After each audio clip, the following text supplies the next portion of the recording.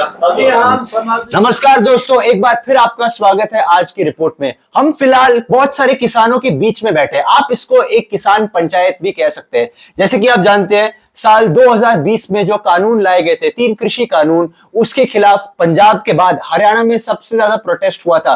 तो देखना यह कि क्या आज भी किसानों के मन में वो बात, उन कानून की बात और जो प्रोटेस्ट हुए थे, क्या अब भी उनके मन में है या नहीं, और वो कितना बड़ा रोल प्ले करेंगी इस चुनाव में।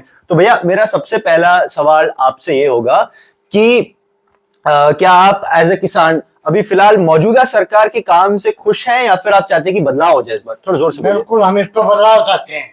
आप किसान के बारे में बात करते हैं, जो वहां पर बॉर्डर पर बैठे थे किसान, 750 शहादत दी है। कभी भी मोदी साहब ने ये नहीं किया कि भाई ऐसा हो गया है। और जो किसान बैठे थे वो मतलब एक ये सारी जमीन खरीदना चाहते थे, जैसे बाहर अमेरिका के अंदर फार्म है ना, वैसे फार्म बनाना चाहते। किसी को, हमारे को ये एक वर्कर के तौर पर रखते हैं, जमीन अपने आप लेते हैं। इसलिए आज मतलब हरियाणा बिल्कुल इसके खिलाफ है। किसानों की मतलब ऐसी हालत है, बहुत दुबली पतली है। हाँ, मैं आर्मी से कैप्टन से रिटायर हूँ, एक सरपंच भी रहा हूँ इस गाँव का, और हमने सामाजिक आदमी भी हैं, रोज पंचायतों में भी रहते हैं। हाँ, और पूछो। नहीं पूछ रहे हैं। तो उसके ऊपर अभी नायाब सिंह सैनी की जो सरकार है, वो ये कह रही है कि हरियाणा अब इकलौता राज्य है जहां पर हर क्रॉप पर एमएसपी दी जाएगी। जैसे पहले वो कहते थे 14 क्रॉप पर एमएसपी दी जाएगी, अब वो कह रहे हैं कि जो बचे 9 क्रॉप है उन सब पर एमएसपी दी जाएगी। तो वो उसको एक मास्टर स्ट्रोक बता रहे हैं। क्या लगता है आपको इस बारे में? ऐसे कोई मास्टर स्ट्रोक नहीं है। इसके 56 दिन की सरकार, इसने कोई काम कराया है? ये तो एक इनने जुमला छोड़ दिया कि मैं एमएसपी देंगे सब। कानून बनाओ एमएसपी का, कानून बन जाएगा, अपने आप लेंगे। जो कानून नहीं बनेगा तो कौन मानेगा? ये जो कह रही है अभी नायब सरकार है जी, बोले। हाँ, जो नायब सरकार कह रही है अभी, ये 10 साल, अच्छा, ये 10 साल से बीजेपी की सरकार है। हाँ, इनको किसने रोका था? जब किसान प्रोटेस्ट कर रहे थे दिल्ली के अंदर, ये कानून की जो बात करें, एमएसपी की जो बात करें, एमएसपी तब भी दे सकते थे ये जी। इन्होंने क्यों नहीं दिया? 750 किसानों की शहादत हुई। मतलब हम कभी भी, मतलब क्या जिनके घर के चिराग बुझ गए, किसी के जवान बच्चे चले गए इस धरती माँ से, क्या वो हम उनको माफ कर पाएंगे? और जो 14 फसलों के जो अभी आप कह रहे हो भाई कितनी कर दी, 23 कर रहे हैं, 24 कर रहे हैं जी, इनमें वो फसलें जो हरियाणा में होती ही नहीं है। इनमें तो ऐसी फसलें भी जो हरियाणा में होती नहीं, जिनको एमएसपी दे रहे हैं। और एमएसपी देने का नहीं मतलब क्या, एमएसपी चाहे ना पूर्व की सरकार हो, ना सरकार हो, एमएसपी पर तो जो कुछ फसलें जो आती, जो बिकती थी, लेकिन कानूनी गारंटी चाहते हैं किसान। कानूनी गारंटी नहीं है। तो आपके हिसाब से एक चुनावी जो है जुर्म कर जाएंगे। कानून से तो कोई नहीं भाग सकता, कानून से कोई ऊपर नहीं है। तो एक चुनावी जुमला आपको लगता ही है? बिल्कुल चुनावी जुमला है, चुनावी जुमला है। अच्छा, अब किसान प्रमाण की आवश्यकता नहीं, वही इसी पे वही पूछना चाहता था कि यहाँ पे पिछले कुछ 10 साल से तो बीजेपी की सरकार रही है, वो उसके बारे में जो सोशल वेलफेयर की वो बात करते हैं, जैसे कि घर में कि गरीब को घर देंगे, गैस देंगे, यहाँ पे इस जुड़ाना में कितना आपको उसका असर दिख रहा है? देखिए, जो ये कह रहे हैं, जब ये 10 साल से सरकार में थे, इन्होंने तब क्यों नहीं किया? पहले तो इन्होंने खूब उनको शोषण किया। तो आप कह रहे 10 साल में 450 का सिलेंडर था, वो इन्होंने 1100 का सिलेंडर किया। अब जब चुनाव का वक्त आ गया है, तब ये कहते हैं कि हम आपको 500 में देंगे। तो इनके ऊपर किस प्रकार से यकीन करेंगे? जुमला ही है। 2014 में मोदी जी कह रहे थे कि पूरे देश के और हरियाणा के अच्छे दिन आएंगे, और बहुत हुई महंगाई की मार, अब की बार मोदी सरकार। हम तो ये कहते हैं, हमारे पुराने दिन लौटा दो, हमारे पुराने दिन लौटा दो। अच्छा, हम पुराने दिन चाहते हैं। पुराने दिन आप चाहते हो। तो और जहां तक ये हरियाणा की बात है, वो सरकार जो कह रही है ना कि एक बहुत बड़ा मुद्दा जो विपक्ष उठा रही है वो है बेरोजगारी का, कि पूरे देश में सबसे ज्यादा बेरोजगारी अगर कहीं है तो हरियाणा में ही है। इसके ऊपर सरकार ये कह रही है कि जितने भी उन्होंने भर्ती दिए हैं, जितने भी लोगों को रोजगार दिया ना, वो पूरे पारदर्शिता, ट्रांसपेरेंसी के साथ दिया पिछले 10 साल में। और पहले एक पर्ची का सिस्टम हुआ करता था कि पर्ची दो नौकरी लो, वो हट गया है। कितनी सच्चाई है इस बात? ये बिल्कुल भी सच्चाई नहीं है, ये मीडिया का दुष्प्रचार है। मीडिया का दुष्प्रचार, बिल्कुल मीडिया का दुष्प्रचार है।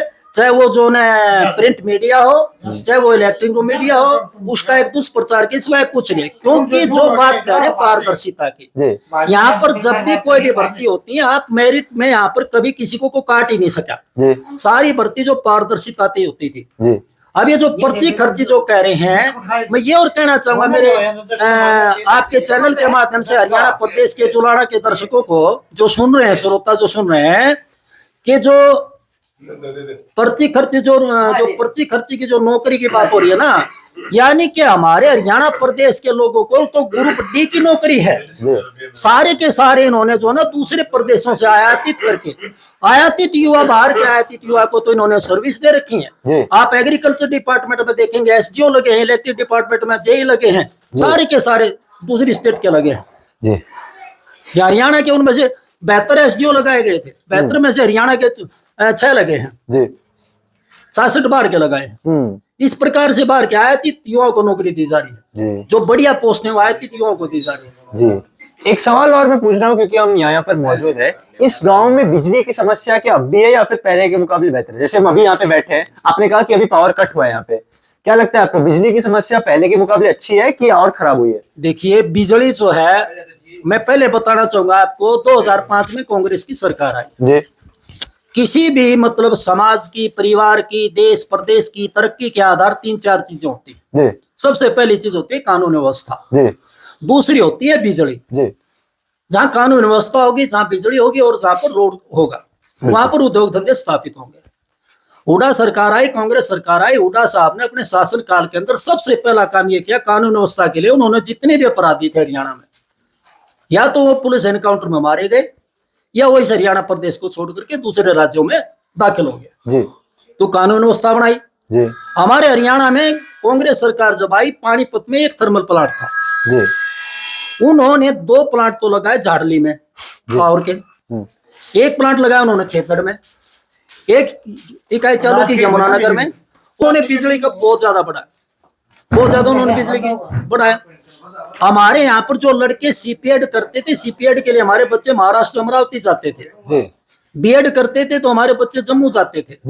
जेबीटी करते थे तो जम्मू जाते थे, और बीएड करते थे सॉरी भोपाल जाते थे। लेकिन जब कांग्रेस सरकार आई, हुड्डा साहब के शासनकाल के अंदर, जो सारी की सारी सुविधाएं यहाँ हर 10 किलोमीटर पर हरियाणा के अंदर जेबीटी कॉलेज, सीपीएड कॉलेज, बीएड सारे कोर्सेज यहाँ हरियाणा में लेकर आए। तो अब उन्होंने तो बहुत कुछ कार्य किया हरियाणा प्रदेश के लिए। अच्छा, हमारे यहाँ एक रोहतक मेडिकल कॉलेज होता था, उन्होंने यहाँ पर अपनी सत्ता माने के बाद में करनाल के अंदर कल्पना चावला के नाम से मेडिकल कॉलेज किया। कानपुर के अंदर महिला मेडिकल कॉलेज, जो कि हिंदुस्तान का अकेला मेडिकल कॉलेज है, वो खोला। अनेकों उन्होंने यूनिवर्सिटियां खड़ी करी। तो यानी कि आप कह रहे हैं कि जो कांग्रेस का जो शासन था, वो बीजेपी के 10 साल की जो शासन है, उससे कई ज्यादा बेटर था। बिल्कुल, कई गुना बेटर। और आप चाहते हैं कि उसी की वापसी हम तो ये कहते हैं, बिल्कुल हम तो ये चाहते हैं वही हमारे पुराने दिन लौटा दे। पुराने दिन लौटा दो। आखिरी सवाल आप लोग भी जरा बोलिए इस बात के बारे में। मैं पूछना चाहूंगा कि विनेश फोगाट की अगर हम बात करें, हम सब जानते हैं कि पिछले साल उन्होंने एक प्रोटेस्ट का वो बहुत सांसद है बृजभूषण सिंह, उनके खिलाफ। अब जब वो कांग्रेस ज्वाइन किया उन्होंने, तो बृजभूषण सिंह जी कह रहे हैं कि ये जो पूरा प्रोटेस्ट था, ये रेसलर्स का था ही नहीं, ये सिर्फ बीजेपी और उनको बदनाम करने की एक साजिश थी। इस बात में आपको कितनी सच्चाई लगती है? नहीं, ऐसा नहीं था। बृजभूषण तो दोषी है और रहेगा जी। ये राजनीति में आ गई है, ये सोच ली भाई बृजभूषण ने ये तो ऊपर जाएगी, ये उसकी अच्छी हरकत है। ऐसा कोई नहीं। अच्छा, हाँ, क्या एक लड़की विधायक नहीं बन सकती? क्या एमपी नहीं बन सकती? एक लड़की नहीं बन सकती है। खेल तो उसका नष्ट कर दिया जी। अच्छा, ये किसी राजनीति में वगैरह सामाजिक कार्यों में भी भाग नहीं ले सकती है जी। ये उसकी सरासर गलत है जी। हाँ, और बोलिए इस बात करिए। मैं नहीं समझ गया बात। तो आप कह रहे हैं कि ये बृजभूषण सिंह दोषी है? हाँ। अच्छा, और बात करना कृषि। हाँ जी, कृषि पे तो पूछ लिया। आखिरी में मैं आपसे जरूर पूछना चाहूंगा, तो मान लीजिए कि अगर यहाँ से विनेश फोगाट जीतती है, तो यहाँ पर वो कौन सी समस्याएं हैं इस पूरे गांव में जिसका आप हल चाहते हैं? कौन सी वो समस्या है, जरा हमारे दर्शकों को बताइए। पहले तो यानी कि आपकी होने वाली सांसद अगर वो होंगी, उनसे क्या उम्मीदें हैं? विधायक तो ये था वहाँ जी, अगर हमारे यहाँ हरियाणा में बच्चे खेल को बहुत ज्यादा पसंद करते हैं, स्टेडियम होना चाहिए। और खेल के लिए इसको मतलब किसी को ये मतलब अपना परिचय की मोहताज नहीं है। ये हमको यहाँ ऐसी उम्मीद करा, हाँ हमारे बच्चों को यहाँ खेल अच्छे टीम मिलेंगे, अच्छे कोच मिलेंगे, तो इस करके हम इसको एमएलए नहीं बनाना चाहते, हम तो इसको खेल मंत्री बनाना चाहते हैं। खेल मंत्री चाहते हैं आप? जी जी जी जी। और रही बात बीजेपी की, किसान बीजेपी को कभी माफ नहीं करेगा जी, ऐसा। अच्छा जी। तो यानी कि दोस्तों आप इस पंचायत के माध्यम से आप समझ रहे होंगे कि इस बार बहुत सारे लोग हैं यहाँ पर इस गांव में कम से कम जो चाहते हैं कि बदलाव हो, और विनेश फोगाट उनको लगता है निश्चित तौर पर यहां से जीतकर एमएलए बनेंगी। और यहाँ के जो लोग हैं, जैसे कि आपने इनसे कहा, वो खेल के क्षेत्र पर ज्यादा ध्यान चाहते हैं उनका, अगर वो यहाँ से जीत कर आती है तो। अभी के लिए बस इतना ही दोस्तों, हम आपसे बहुत जल्द मिलेंगे आगे। With camera person Girish साप्रा।